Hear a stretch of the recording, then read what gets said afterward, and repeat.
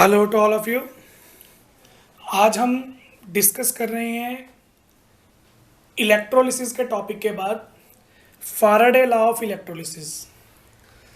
Last lecture में हमने electrolysis और इलेक्ट्रोलाइटिक सेल के बारे में डिस्कस किया था और उस लेक्चर में हमने ये बताया था कि हम इलेक्ट्रोलाइटिक सेल को कंस्ट्रक्ट कैसे करते हैं और इलेक्ट्रोलाइटिक सेल का मैकेनिज्म क्या होता है इलेक्ट्रोलिसिस प्रोसेस के रिगार्डिंग। तो देखो, जब हम इलेक्ट्रोलिसिस का प्रोसेस करते हैं तो उसमें जो हमारा इलेक्ट्रोलाइट है उसके जो आयंस होते हैं वो एनोड या कैथोड की तरफ मूव करते हैं। डिपेंड करता है कि वो नेगेटिवली चार्ज हैं या पॉजिटिवली चार्ज हैं। तो उस केस में देखो, जब हमारे इलेक्ट्रोलाइट के आयंस इलेक्ट्रोड्स की तरफ मूव करेंगे और उसके बाद इलेक्ट्रॉन लूज या गेन करके न्यूट्रल स्पीशीज बनते हैं। न्यूट्रल स्पीशीज करने के बाद वो मेटल इलेक्ट्रोड्स पे डिपॉजिट हो जाती हैं। तो फैराडे लॉ ऑफ इलेक्ट्रोलिसिस जो है वो हमें ये बताता है कि हमारे इलेक्ट्रोलाइट की कितनी अमाउंट जो है वो डिपॉजिट हो चुकी होगी हमारी इलेक्ट्रोड्स के ऊपर जब हमने इलेक्ट्रोलिसिस का प्रोसेस वहाँ पे किया। तो इस चीज़ को समझाने के लिए फैराडे ने हमें दो लॉज दिए, तो वो दोनों लॉज मैं आपको वन बाय वन यहाँ पे बता रहा हूँ। पहले हम डिस्कस कर रहे हैं Faraday's first law of electrolysis.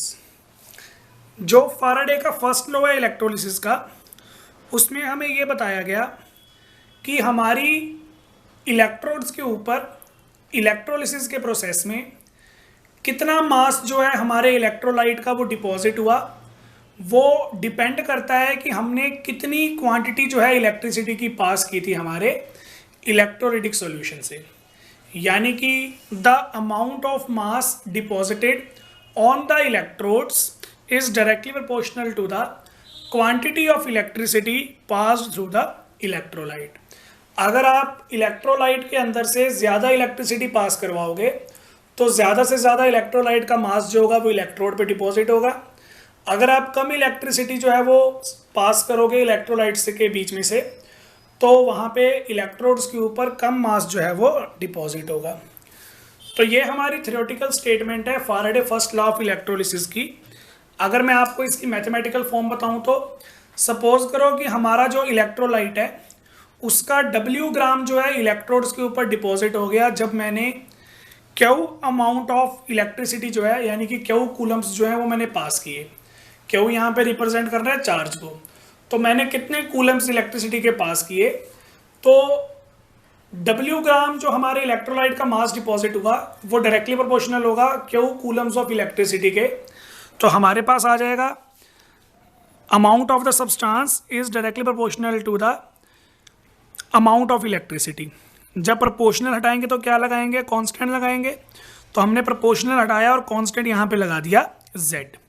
तो Z यहाँ पे हमारा कांस्टेंट है जिसे हम बोलते हैं electrochemical equivalent of the substance deposited. जो भी सब्सटेंस हमारा डिपॉजिट हो रहा होगा हमारे इलेक्ट्रोड्स के ऊपर उन सब्सटेंसेस का इलेक्ट्रोकेमिकल इक्विवेलेंट।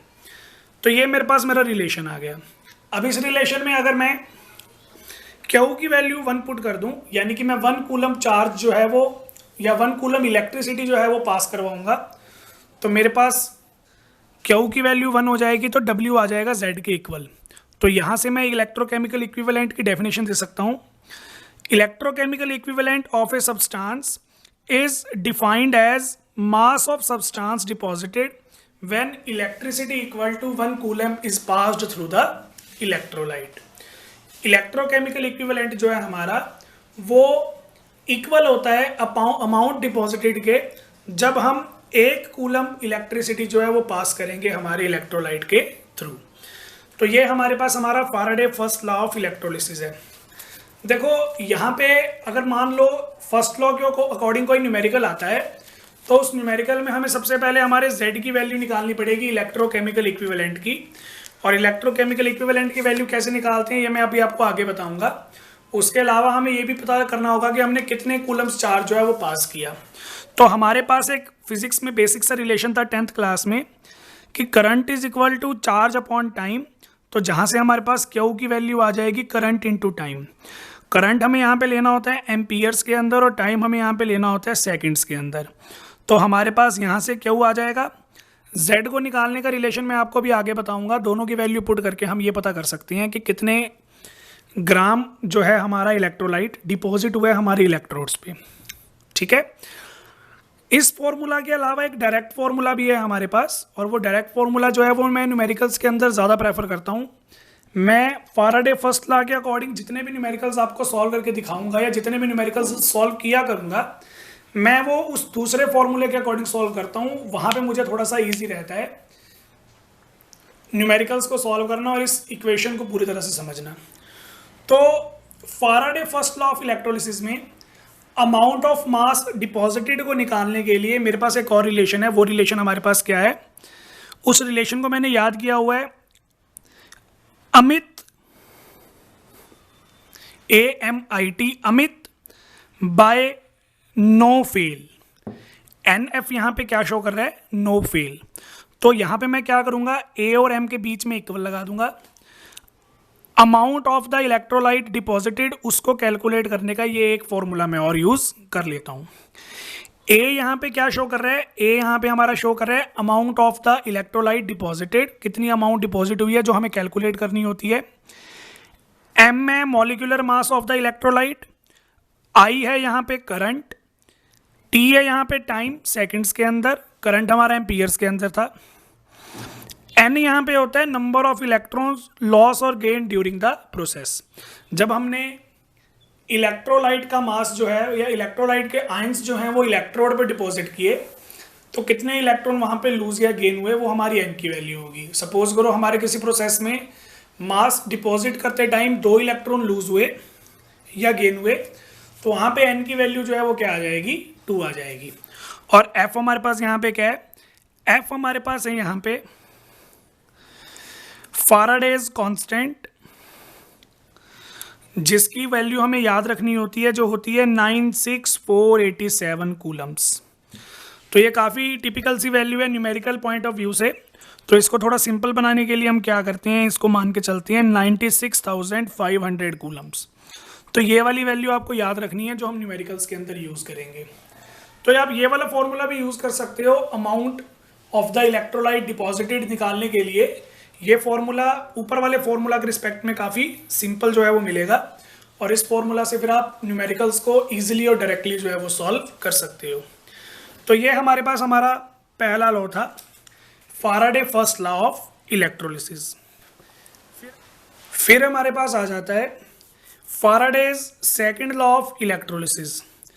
अब फाराडे का जो सेकंड लॉ है वो देखो क्या है। सेकंड लॉ को एक्सप्लेन करने के लिए हमें यहाँ पे 2 इलेक्ट्रोलिटिक सॉल्यूशंस लेनी है, और वो दोनों इलेक्ट्रोलिटिक सॉल्यूशंस जो हैं वो सीरीज में कनेक्टेड होने चाहिए। जो हमने यहाँ पे 2 इलेक्ट्रोलिटिक सॉल्यूशन लिए होंगे, वो दोनों इलेक्ट्रोलिटिक सॉल्यूशंस में इलेक्ट्रोलाइट हमने अलग अलग लिया होगा, लेकिन दोनों के अंदर से हम सेम क्वांटिटी ऑफ इलेक्ट्रिसिटी जो है वो पास करेंगे। ठीक है, तो ये कंडीशन मैं आपको थोड़ी सी बना के दिखाता हूँ। जैसे सपोज करो मैंने यहाँ पे 2 इलेक्ट्रोलाइट ले लिए। 2 इलेक्ट्रोलाइट लेने के लिए सबसे पहले मैं यहाँ पे 2 कंटेनर ले रहा हूँ। तो ये मेरे पास मेरे 2 कंटेनर आ गए। एक कंटेनर के अंदर है इलेक्ट्रोलाइट A और दूसरे कंटेनर के अंदर है इलेक्ट्रोलाइट B। मैंने दोनों कंटेनर्स के अंदर अलग अलग इलेक्ट्रोलाइट ले लिया। दोनों कंटेनर्स को मुझे सीरीज में कनेक्ट करना है, तो उसके लिए देखो इस सेल की 2 इलेक्ट्रोड्स यहाँ पे ये रही, और इस सेल की 2 इलेक्ट्रोड्स यहाँ पे ये रही। ठीक है, ये मेरे पास पॉजिटिव, ये नेगेटिव, ये पॉजिटिव, ये नेगेटिव। सीरीज में कनेक्ट करने के लिए मुझे एक कंटेनर की पॉजिटिव इलेक्ट्रोड को दूसरी कंटेनर की नेगेटिव इलेक्ट्रोड से कंबाइन करना पड़ेगा, और इन दोनों को मैं डायरेक्टली जो है वो कंबाइन कर दूंगा। तो ये मेरे पास मेरे 2 इलेक्ट्रोलाइट्स आ गए हैं, 2 इलेक्ट्रोलिटिक सेल्स आ गए हैं जो सीरीज के अंदर कनेक्टेड हैं। दोनों के अंदर अलग अलग इलेक्ट्रोलाइट प्रेजेंट है, और मैंने दोनों के अंदर सेम अमाउंट ऑफ इलेक्ट्रिसिटी यानी कि Q कूलम्स इलेक्ट्रिसिटी जो है मैंने दोनों के अंदर पास की। तो फाराडे सेकंड लॉ के अकॉर्डिंग जब हम 2 अलग अलग इलेक्ट्रोलाइट्स में से सेम अमाउंट ऑफ इलेक्ट्रिसिटी जो है वो पास करवाते हैं, और वो दोनों इलेक्ट्रोलाइट्स अगर हमारे सीरीज के अंदर कनेक्टेड हैं, तो दोनों हमारे कंटेनर्स में जो इलेक्ट्रोड हैं उन पे कितना मास डिपॉजिट होगा, ये डिपेंड करता है हमारे इलेक्ट्रोलाइट्स के इक्विवेलेंट वेट के ऊपर। तो यहाँ पे मैंने बताया, जैसे पहले कंटेनर के अंदर जो है वो A डिपॉजिट हो रहा है, तो मास ऑफ A डिपॉजिट जो होगा वो किस पे डिपेंड करेगा, इक्विवेलेंट वेट ऑफ A पे। सिमिलरली मास ऑफ B जो डिपॉजिट होगा वो किस पे डिपेंड करेगा, इक्विवेलेंट वेट ऑफ B पे। ठीक है ना। तो यहाँ पे देखो दोनों के अंदर मैंने सेम अमाउंट ऑफ इलेक्ट्रिसिटी ली थी, तो उस पर हमारा जो केस है वो डिपेंड नहीं कर रहा। हमारा जो मास डिपॉजिटेड का केस है वो किस पे डिपेंड कर रहा है, दोनों इलेक्ट्रोलाइट्स के इक्विवेलेंट वेट्स पे, प्रोवाइडेड कि मैंने दोनों के अंदर से सेम अमाउंट ऑफ इलेक्ट्रिसिटी जो है वो पास की थी। तो ये वाले मेरे पास मेरा केस आ गया। पहले केस में आएगा mass of A deposited is equal to K into equivalent weight of A. के यहाँ पे कोई भी कांस्टेंट है जो मैंने प्रोपोर्शनल हटाने पे लगाया। सिमिलरली मेरे पास आ जाएगा नीचे mass of B deposited into के into equivalent weight of B. यहाँ पे भी प्रोपोर्शनल था, हटा के मैंने कांस्टेंट लगाया। दोनों को मैंने डिवाइड कर दिया, डिवाइड करने पे कांस्टेंट जो है वो कैंसिल हो जाएगा। तो मेरे पास क्या रिलेशन आ जाएगा, देखो, mass of A deposited divided by mass of B deposited is equal to equivalent weight of A equivalent weight of B, दोनों डिवाइड में। तो ये हमारे पास हमारा फैराडे का सेकंड लॉ था इलेक्ट्रोलिसिस का। ठीक है। उसके बाद एक पॉइंट है, ये पॉइंट हमें याद रखना है। इस पॉइंट में हमने ये बताया, अगर हमारे पास किसी भी एक इलेक्ट्रोलाइटिक सेल में 1 मोल हम हमारे इलेक्ट्रोलाइट का डिपॉजिट करवा रहे हैं, तो 1 मोल इलेक्ट्रोलाइट को डिपॉजिट करवाने के लिए कितनी कूलम ऑफ इलेक्ट्रिसिटी जो है वो हमें चाहिए होगी। तो इसके लिए एक बड़ा सिंपल सा केस मैं आपको बता रहा हूं। सपोज करो मेरे पास कोई एलिमेंट है, एलिमेंट एक्स। ये एलिमेंट एक्स क्या कर रहा है, जब ये अपना मास डिपॉजिट कर रहा है तो ये 2 इलेक्ट्रॉन जो है वो लूज कर रहा है। 2 इलेक्ट्रॉन लूज करता है, X2 पॉजिटिव बनाता है, और उसके बाद जो है ये डिपॉजिट होता है हमारी इलेक्ट्रोड के ऊपर। तो यहाँ पे देखो इसने कितने इलेक्ट्रॉन लूज किए, 2 इलेक्ट्रॉन। एक एटम जो है वो कितने इलेक्ट्रॉन लूज करेगा, 2 इलेक्ट्रॉन लूज करेगा जब 1 कूलम चार्ज इसमें से पास होगा। ठीक है। तो अगर 1 कूलम चार्ज पास होने से 2 इलेक्ट्रॉन निकल रहे हैं, तो 1 मोल के लिए हमें बताना होता है 1 मोल में हमारे पास कितने इलेक्ट्रॉन्स हो जाएंगे। यहाँ पे 1 मोल में हमारे पास हो जाएंगे 2 इंटू 6.022 इंटू 10⁻23 इलेक्ट्रॉन्स। और 1 मोल ऑफ सब्सटेंस को डिपॉजिट करवाने के लिए हमें कितनी इलेक्ट्रिसिटी चाहिए होती है, नंबर ऑफ इलेक्ट्रॉन्स लूज और गेन्ड इंटू फैराडे कांस्टेंट।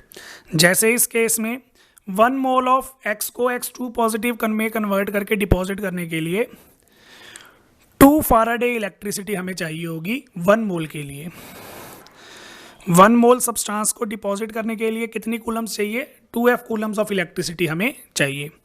अगर इसकी वैलेंसी 3 होती तो यहाँ पे 3F आ जाता, अगर इसकी वैलेंसी 1 होती तो यहाँ पे क्या आ जाता, F आ जाता। तो ये हमारे पास हमारा केस है।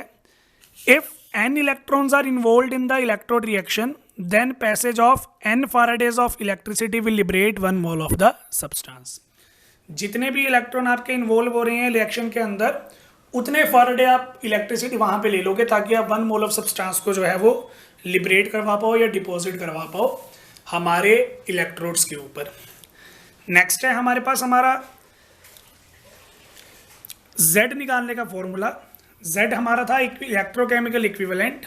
तो इलेक्ट्रोकेमिकल इक्विवेलेंट हम कैसे कैलकुलेट कर सकते हैं, देखो, equivalent weight of the substance divided by the Faraday constant.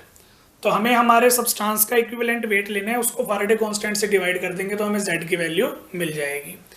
और जब Z की ये वाली वैल्यू जो है इक्विवेलेंट वेट वाली, ये मैं पहले वाली इक्वेशन में पुट करूंगा। मेरे पास था W is equal to ZQ, W is equal to equivalent weight by Faraday constant into Q। तो यहाँ से इक्विवेलेंट वेट की वैल्यू भी आ गई है मेरे पास, W बाय Q इंटू 96,500, जो यहाँ पे ये रिलेशन गिवन है। तो ये हमारे पास हमारे रिलेशन थे फाराडे लॉ ऑफ इलेक्ट्रोलिसिस के रिगार्डिंग। बाकी सब चीज़ें फिर डिस्कस करते हैं नेक्स्ट लेक्चर में। Thank you.